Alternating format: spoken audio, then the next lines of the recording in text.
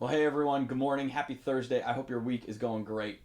And I know for me, I have had a very, very busy week. In fact, you may see this is probably the most facial hair you will ever see me with, mostly because I grow very patchy facial hair. So I promise this will be gone by this weekend.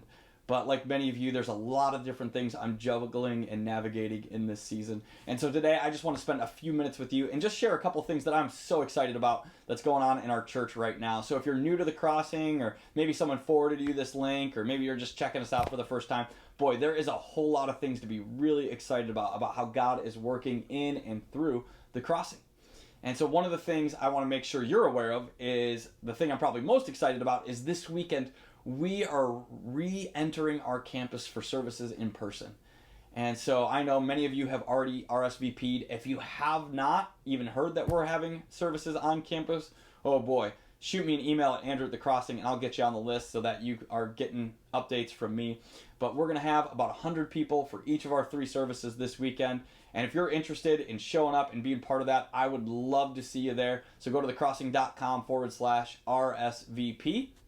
And I also know there's a whole bunch of you who are either at an at-risk group, or maybe you're like me and you got young kids, and so our services are not the ideal experience for a young kid. And so maybe you're like, you know what, I'd rather watch from home instead of having to try to shush them next to me in an auditorium for an hour long. Maybe you'd rather watch the TC Kids online experience from your own home. That is great. I'm looking forward to seeing you online as well this weekend. So there's a lot of fun things happening at the Crossing. But here's probably the area that I'm most grateful for today.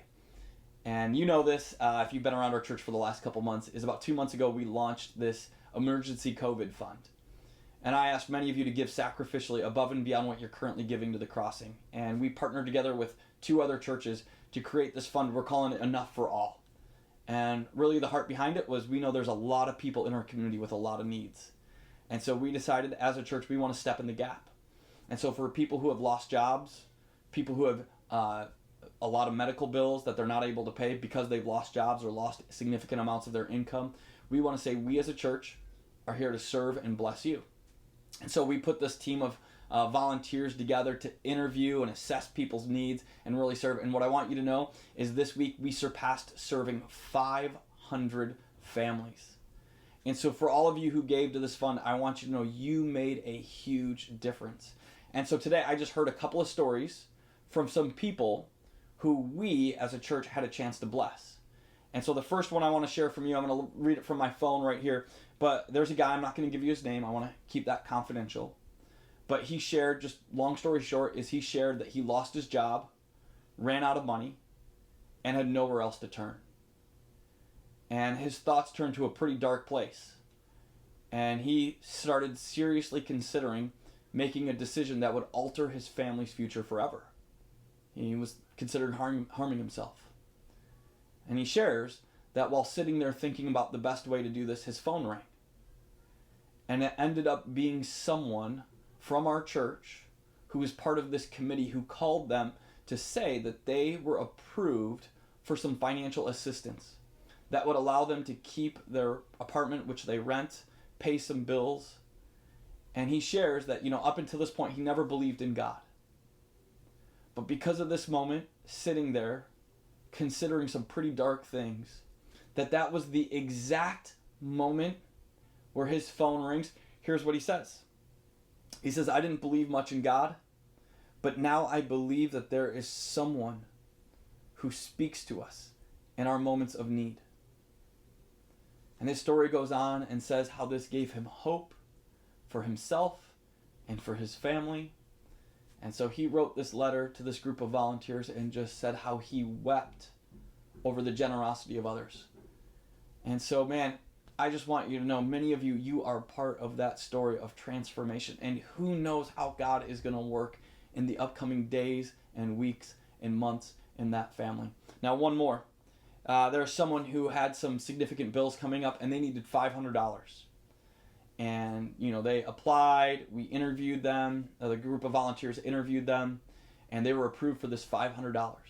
Now, through some pretty extraordinary circumstances, those bills of $500 went down to $300, so they were actually left with a surplus of $200. And so this person, because of the generosity of others, started praying, God, how do you want me to use these $200?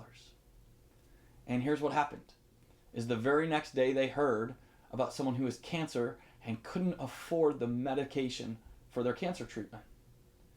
And so what did they do with those $200? They gave generously to this person so that they could have medication. And I just think about the ripple effects of that, right? About how we gave sacrificially and other churches like us gave sacrificially. And so that we were able to serve this person who was then able to serve this person. And the ripple effect of our generosity in a season like this is making such a tangible difference. And so both of those stories just came by my desk today. And I wanted to share them with you because I am so thankful that we get to be part of a church that just serves our community. And so whether we're meeting on campus or whether we're meeting in our homes, whether our small group is online or in person, whether we live in Costa Mesa or Irvine or Nevada or who knows where, New York City, wherever we are, we together are the church. And we together are making a difference. And so I just want to thank each and every one of you for how you're doing that and just tell you how it's making such an impact. And so thank you for your generosity. Thank you for your hearts. Thank you for all of you who continue to serve week in and week out. And I'll tell you, don't miss this weekend online or in person. This is going to be an unforgettable weekend. So I will see you soon. Thanks again, everyone. Have a great Thursday. Take care.